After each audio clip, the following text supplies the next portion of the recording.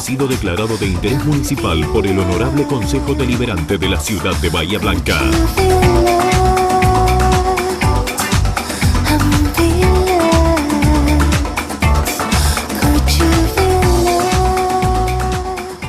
Buenas tardes, bienvenidos a un nuevo encuentro de arquitectura paisajista. Esta media hora que usted y yo vamos a compartir para disfrutar muchísimo del paisaje. Y un paisaje que en el día de hoy, les prometí la semana anterior, íbamos a viajar. Nos vinimos hasta Buenos Aires y vamos a compartir un jardín de fachada junto al paisajista Lucas Albero. Interesantísimo, no solo por la arquitectura, sino cómo esa arquitectura se engalana con el marco que dan las diferentes especies vegetales. Por cierto, especies vegetales absolutamente trasladables a la ciudad de Bahía Blanca.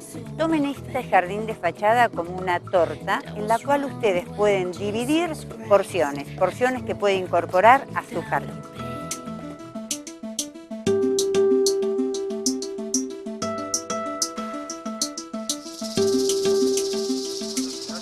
Bueno, nos encontramos aquí en este jardín de fachada que les voy a contar un poco, a resumir cuál fue la idea, cuál fue la intención. Más que nada, sobre todo, nos encontramos en la zona de Pilar, en provincia de Buenos Aires. Y bueno, les voy a mostrar este jardín, que es un jardín que tiene nada más un año de ejecución. Sí, así como ustedes lo escuchan, en solo un año hemos logrado este desarrollo de estas especies. ¿Pero por qué? Uno de los secretos más importantes en el manejo del jardín y de los suelos es el del suelo casualmente, las raíces, donde las plantas se agarran, es el ancla, es el alimento, es todo de las plantas. Entonces es fundamental para que tengamos un buen desarrollo trabajar con un buen suelo. En este caso se usó todo camiones de compost orgánico, armado con resaca de río, turba y todos los desechos naturales y vegetales que nosotros vamos eliminando del jardín, que fueron transformados en materia orgánica para el armado de este jardín. Como es una casa de estilo francés, de la Provence francesa, lo que se logró, digamos, era acompañar un poco la altura y verticalidad de las columnas con estos cupressus stricta sempervirens. Estos cupressus son variedades de plantas que son perennes, generalmente también fueron siempre muy utilizados y los hemos visto en las zonas mediterráneas, obviamente. Todos en Europa se encuentran mucho en estos jardines, tanto en los italianos, en franceses, como también en los jardines españoles. Para acompañar un poco con una forma de parterre francés y acompañar un poco más la formalidad, a mí me gusta mucho jugar con las diferentes líneas. En algunos casos, digamos, las líneas más formales que acompañan a la casa, como lo hice en este cul-de-sac, en esta entrada embajadora, que fue acompañándolo con estos buxus sempervirens, que tienen la característica de crecer de una forma bien compacta y que luego, con el tiempo y con la poda, vamos a lograr que tengan una forma redondeada para que acompañen con el estilo y las molduras de la casa. Luego me gusta también soltar un poco de jardín, liberarlo, darle ese toque de frescura que nosotros necesitamos para acompañar también esas molduras, esas cosas más rectangulares y rectas de la arquitectura. En ese caso se colocaron diferentes especies. Tengan en cuenta que cuando uno va a diseñar un jardín tiene que siempre ver cuál es la exposición solar que tenemos. En este caso, este frente da al este, sur, sureste, y tenemos un sol solamente de mañana. Por lo tanto, necesitamos utilizar especies que tengan una tolerancia importante a lugares umbrófilos, digamos. Por eso en ese caso hemos colocado estas variedades de santedequias, las santedequias ocalas, son especies antiquísimas que hemos usado desde miles de años, cientos de años. Son plantas muy bonitas de tipo rizomatosas o bulbosas, que tienen la característica de florecer con estos colores blancos, esta envainada de color blanco, que son también muy llamativas, utilizadas perfectamente también para floreros, como también sus hojas que tienen un color verde brillante muy interesante. También tenemos en el fondo un Acer, que es como la vedette de este frente de este jardín, porque es muy bonito.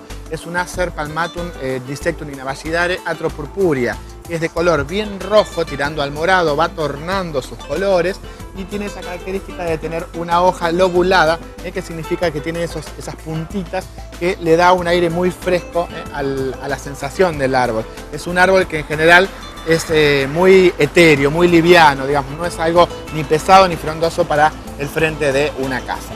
También otra de las cosas que quería mostrarles, que también acompañé o enmarqué o abracé, contuve, digamos, que son todas estas cosas que uno tiene que lograr en el diseño, con estos buxus. Son también buxus sempervirens que contienen y agarran todas las plantas que están en el interior, que son las que tienen, digamos, como más libertad y más frescura. Las especies utilizadas en ese caso también son la Duranta Golden Aged. La Duranta Golden Aged es una especie muy bonita que le da enseguida un contraste interesante a ese Acer, que tiene la característica de ese amarillo tirando a dorado, por eso se llama Golden, por el dorado de su hoja.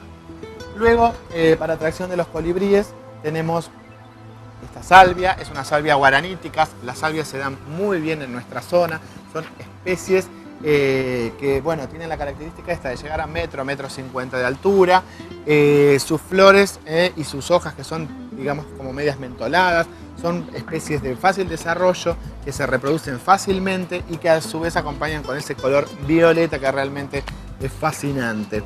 Tenemos en la base estas clivias. Estas son clivias miniatur, son clivias de floración invernal. La idea fue también en eso tener alguna especie que florezca en la época más invernal, fines del invierno.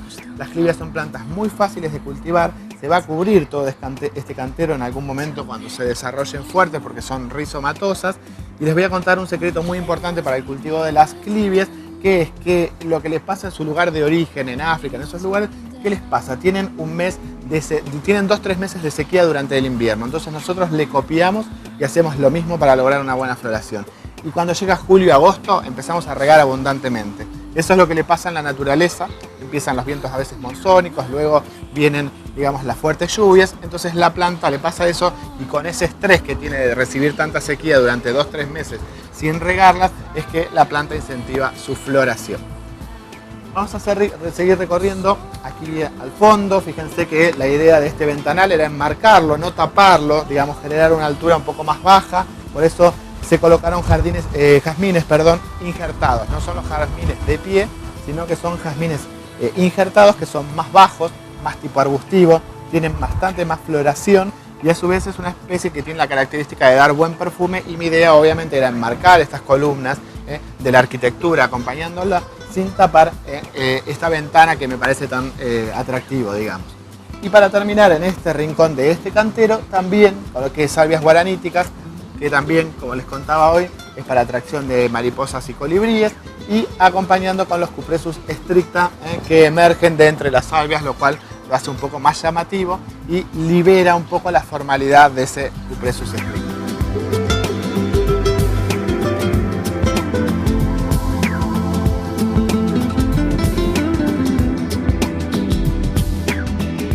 En este sector de jardín, digamos del lado izquierdo de la casa, de la entrada de la casa, mi idea era generar canteros que sean bien orgánicos, que sean libres, que sean frescos, flojos, y que, recuerdan que yo recién les mostraba en el frente unas curvas. Bueno, me gustaba la idea de generar una contracurva, digamos, que genere contención como de la energía, del espacio, digamos, y que dé un lindo movimiento. Eso es importante.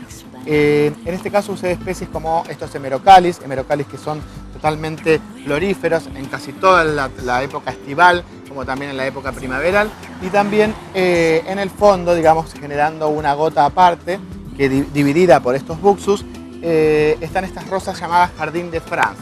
Estas rosas son típicas también de la Provence francesa, con el estilo de lo que nos pidieron los dueños de casa. Y es una rosa que tiene la característica de no ser una rosa, digamos, ideal como flor de corte, pero sí una rosa en cuanto a sus cantidades de ramilletes, como tenemos las floribundas, tiene mucha cantidad de ramilletes con mucha floración, y que tiene ese color rosa y ese aroma que para mí son bellísimas. Me hacen recordar a mi abuelo, que era un gran cultivador de rosas y tenía más de 100 en su época, y me encantaba porque me regalaba los ramos de rosas para llevarle a la maestra de regalo en primer grado, ¿no? La verdad que las rosas tienen esa cosa romántica, esa cosa, digamos, que tiene su perfume, su color, los colores que son tan exóticos, la variedad de rosas. Cada día hay como más variedad de rosas, y han logrado, digamos, que hasta haya rosas que hoy en día se puedan cortar con las máquinas de césped. No son estas variedades, pero sí hay unas rosas de las variedades Meylan que se pueden cortar con la máquina bordeadora y que reflorecen muchísimo, y las van logrando a medida que se van haciendo nuevas clonaciones, como en el caso de la oveja Dolly, digamos, y con las plantas ha pasado, digamos, exactamente lo mismo. Se van clonando y se van haciendo especies cada vez o más resistentes, o variedades como con mayor floración o con más intensidad en cuanto a la flor. Eso es muy interesante. Y después una de las rosas más utilizadas en este momento, que son las rosas iceberg. La rosa iceberg es una variedad también muy florífera en cuanto a la cantidad de pimpollos.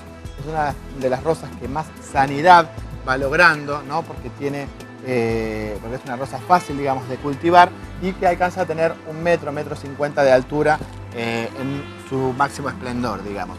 Esa era la idea, digamos, este ventanal es un escritorio, entonces la idea era que visualmente esta gota sea una gota de color, un mar de color, que genere un poco de flores flotando, digamos, que atraiga también insectos para el jardín.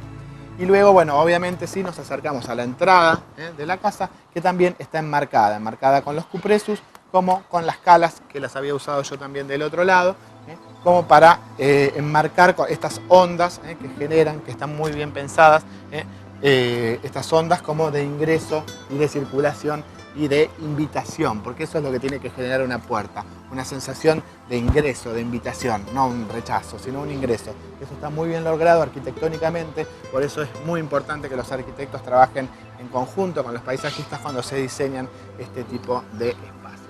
Ahora sí, espero que ustedes lo hayan disfrutado, como yo, de contarles un poco más cómo es este jardín, cómo se armó. A las plantas hay que darles mucha paciencia, mucho amor y a su vez un buen suelo, un buen fertilizante, porque eso es lo que las hace más fuertes. Con un buen suelo orgánico logramos evitar fertilizantes químicos en el jardín, así que ténganlo en cuenta, espero que les sirva y que disfruten de esta.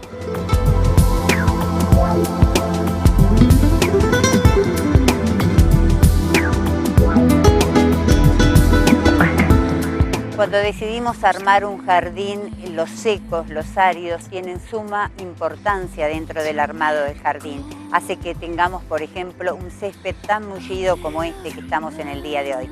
Armamos nuestro jardín, necesitamos movimiento de suelo, necesitamos tierra. La siguiente firma en la ciudad de Bahía Blanca le garantiza a usted tener un excelente jardín. Burgos, movimiento de suelos y máquinas viales. Celular 154 23 96 77. Estamos terminando nuestro hogar y necesitamos definir el tema de pisos. Y la calidez de los pisos flotantes es interesantísimo cuando decidimos decorar nuestro hogar. Pisos flotantes, importadores directos, estilo urbano, amplio stock, colocación, zócalos y varillas de terminación. Estilo urbano, Gorriti 48. María Cristina Gallego, ingeniera agrónoma, paisajista, 291-154-296-712. Sergio Goldaracena, riego, parques y jardines, 291-154-431-836.